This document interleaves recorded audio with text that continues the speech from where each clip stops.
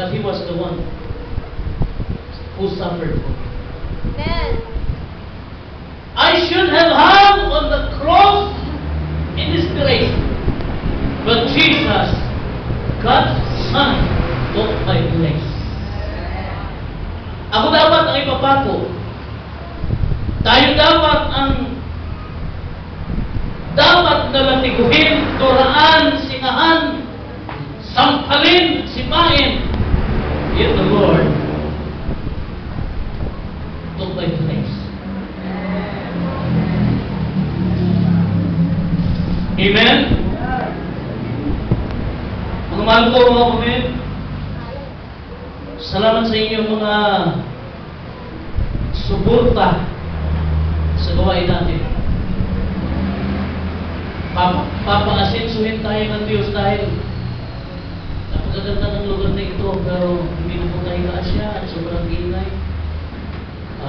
Mainit, pero dito tayo muna pinalalago ng Diyos, dito muna tayo pinapadami, pinalalagog.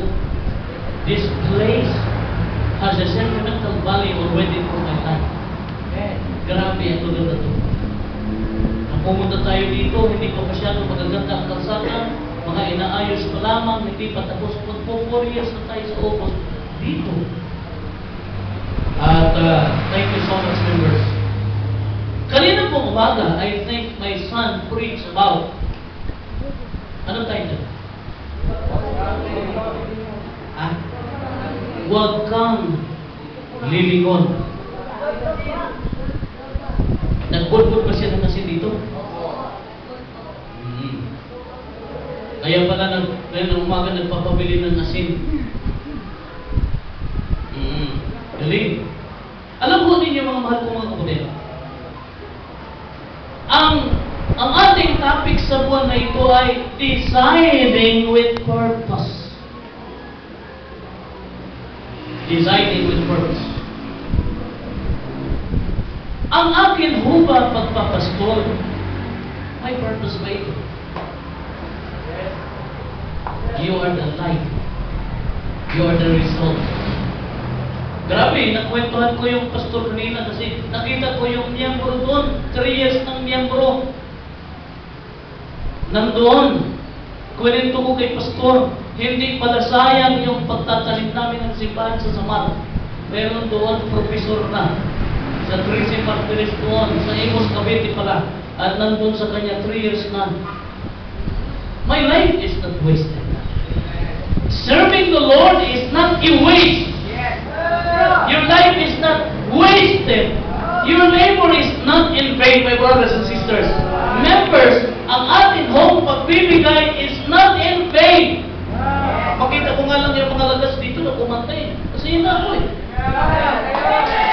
Nang kahit kaho yung mga boses nila eh. Parang mga boses ng nilalagari na kaldero.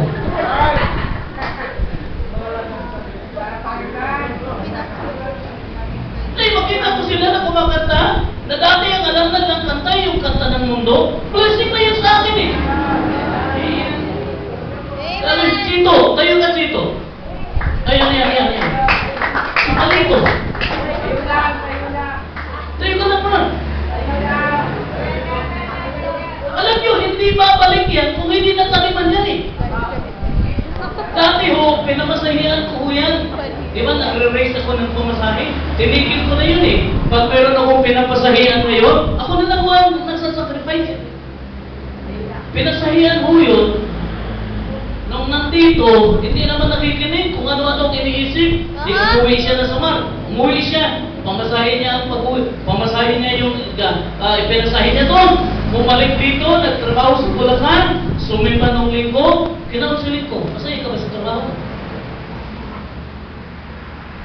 Kung patuloy ka lang dyan sa trabaho mo, pagkatapos ng 10 taon, ganun ka pa din. Pero kung itutuloy mo ang Bible School, 5 years, titignan natin, malaki ang mababago sa'yo. Tataba yan eh. Tataba yan dito eh.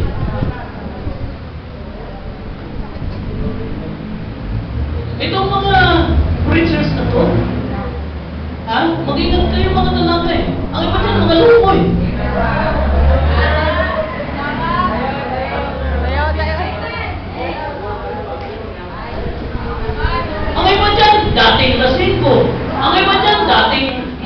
in. Mag-iwan kayo dyan. Ang iba dyan, may anak na eh.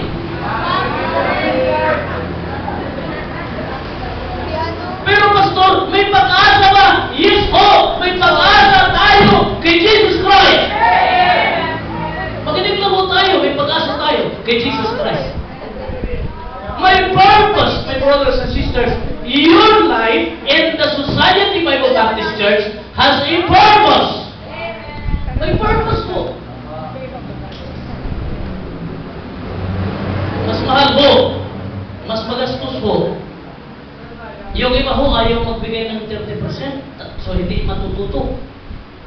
Ang buhay niya uubusin ng sigarilyo, ng alak, ng sukal, ng drugs, ng walang direksyon na buhay. Mas mahal ho yun eh. Ang iba ho ma-offend, na-offend ka sa 20%, 30%, no-offend ka, eh pag uminom ka, ang buhay mo nalulusaw. Mas gusto ko na lang dito kahit may 30%. Bakit po? Ikaganda buhay mo dito. Katunayan nga ho, ako, hindi ho 30% ang ibibigay ko eh. 60% kay Lord. Bakit? Wala naman ako ibang gagawin sa mundo kundi maglingkod sa Lord. Sigurado namang yayaman ako eh. Bakit gusto? Paano kayo yayaman? Eh sabi ng Bible yan eh. Tingnan nyo. Buksan natin. Kasi Bible mo ang ating basihan ng ating mga sinasabi dito eh. Psalms 23.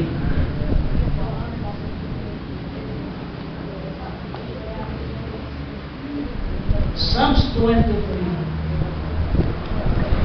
Verse 6. Basa. Ready, go. Surely good and mercy shall follow me all the days of my life.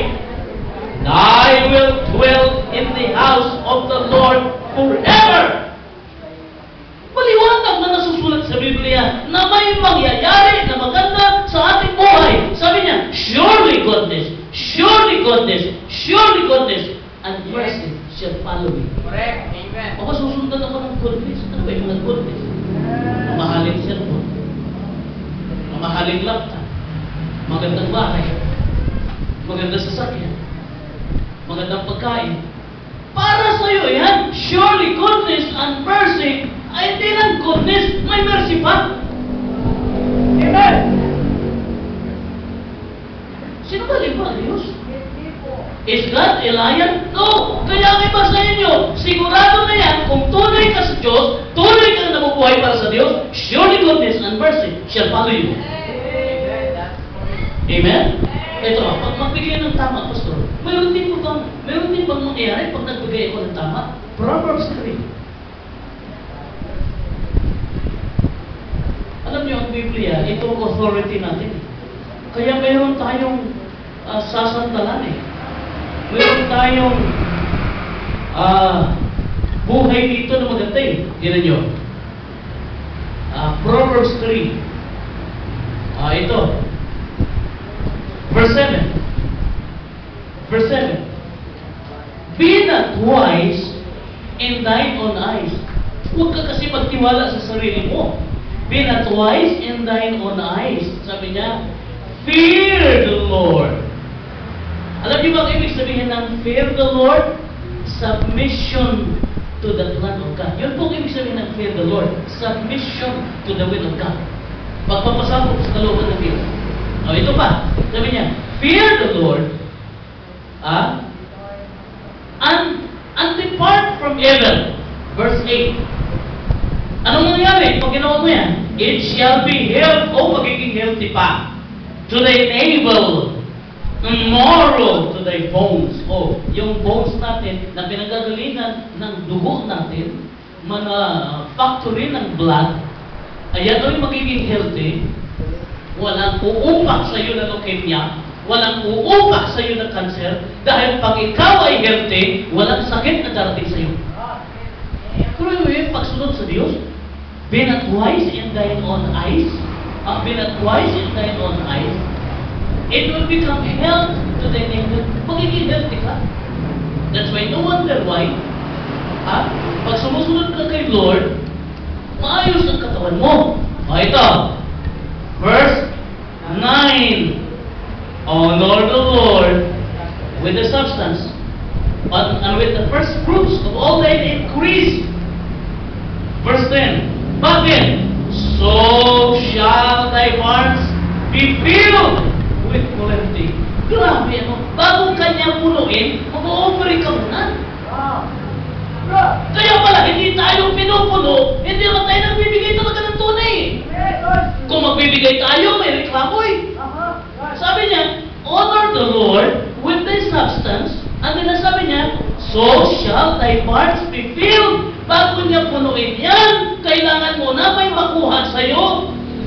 Tama? Kasi ako, nag-aral ako ng kurso na business. Bago ka magkapera, kung magbigay ka mo ng pera, kapital mo na. Bago gains, kapital mo na. Kung sa negosyo, kung gusto mo magkapera, magtaya ka muna pera. Amen? Now, sa Amerika, alam niyo kung magkano sa Amerika ang tax? 40%. Sa Japan, magkano tax? Magkano sa Japan? Ganon din, 40% din. Ano yan, pastor? Eh kung ang sweldo ko 1 million, magkano sa gobyerno? 400,000. Magkano sa iyo? 600,000. Sa Pilipinas, magkano ang tax? 12% VAT lang. Reklamo ang Pinoy.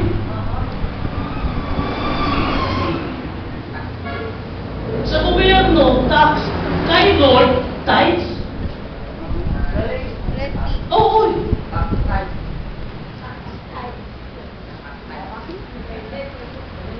Legal pareho yan eh. Sa ligtas,